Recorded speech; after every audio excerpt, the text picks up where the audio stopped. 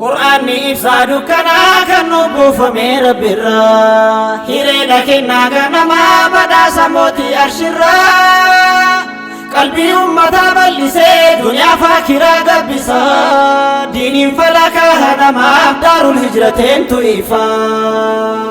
Madda beekumsaatiin raabsaa galaana burqaasaa jabaa, kan waraabamee hin dhumne jechoonni isaa ajabaa. Qajeelaadha daandiin isaa karaa haqqirra hin dabu, diiniidhaan namaaf argamaa jireenyi sa'aada qabu. Madda beekumsaatiin raabsaa galaana burqaasaa jabaa, kan waraabamee hin dhumne jechoonni isaa ajabaa. Qajeelaadha daandiin isaa karaa haqqirra hin dabu, diiniidhaan namaaf argamaa jireenyi sa'aada qabu.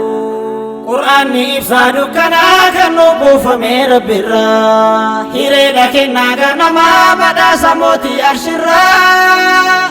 Qalbii ummataa bal'isee duniyaa faakiraa gabbisaa, diiniin falakaa namaaf daarul hijrateentu ifaa.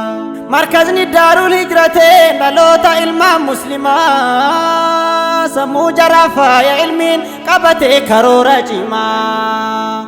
Qur'aana qurraa'u sabaa hanga asharaa sugraatti, madrasaa hanga sagalii baranii dhufan asitti.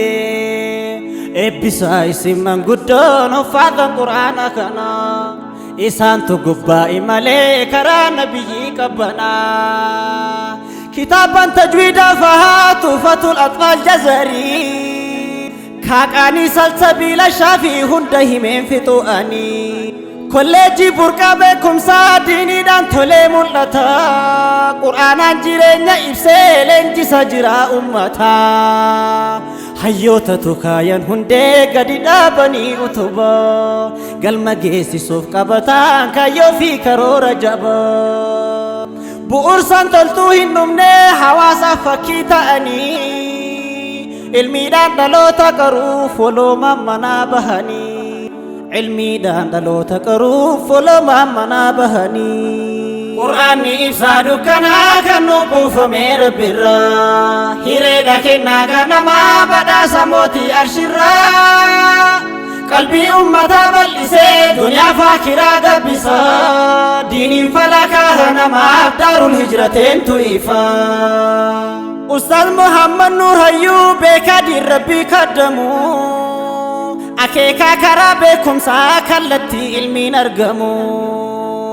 Dhaloota qaroomsaa jirtaa wallaala balleessuuf lafaa, qabsiiftee hawaasa keetiif dungoo lafa keette ifaa. Karaa qur'aanaaf hadiisaa daandii beekumsaa qabattee, yeroo kee aarsaa taasiftee diinii barsiisuuf murattee. Gufuun sitti baay'atullee hin dhiifne haqqiif imalu, oolmaan ati oolte hedduu Khaliqni siif haa kafalu. Ustaaz Muhammad Nuur Hayyuu beekaa diin Rabbii kaddamu, akeekaa karaa beekumsaa kallattii ilmiin argamu. Dhaloota qaroomsaa jirtaa wallaala balleessuuf lafaa, qabsiiftee hawaasa keetiif dungoo lafa keette ifaa. Karaa qur'aanaaf hadiisaa daandii beekumsaa qabattee, yeroo kee aarsaa taasiftee diinii barsiisuuf murattee. Gufuun sitti baay'atullee hin dhiifne haqqiif imalu, oolmaan ati oolte hedduu jazaa kee siif haa kafalu. Qur'aanni ibsaa dukkanaa kan nu buufame Rabbirraa, hireedha kennaa ganamaa badhaasa mootii arshirraa. Qalbii ummataa bal'isee duniyaa faakiraa gabbisaa, diiniin falakaa namaaf daarul hijrateentu ifaa. Daandii qajeelaa filattan kan diiniin bareechifame, ilmiidhaan gadhaabdan hundee ijaarsa jabaatee cimee. Adda hin kunne imala qabsoo deemsa faana haqaa, dhugaarraa of duuban jennee ulfaatus jireenyi haqaa. Daandii qajeelaa filattan kan diiniin bareechifame, ilmiidhaan gadhaabdan hundee ijaarsa jabaatee cimee.